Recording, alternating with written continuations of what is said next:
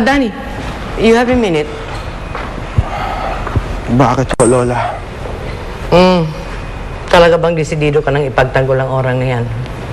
Para mapasama naman itong pinsan mo.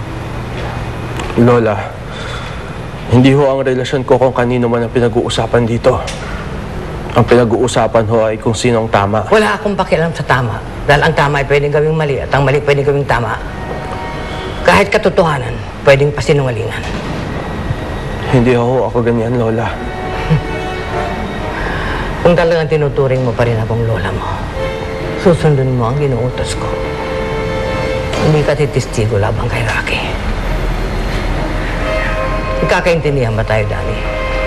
Hindi ka titistigo laban sa pinsan mo.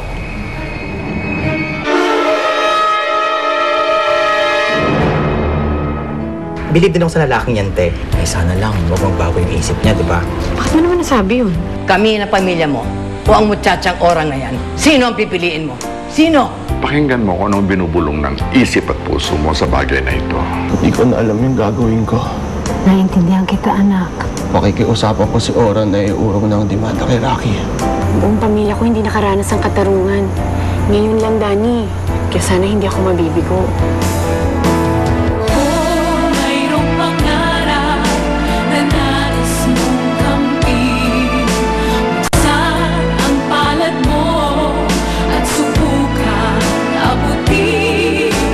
Kayo'y naging bahagi ng maaalab na eksena sa Basahang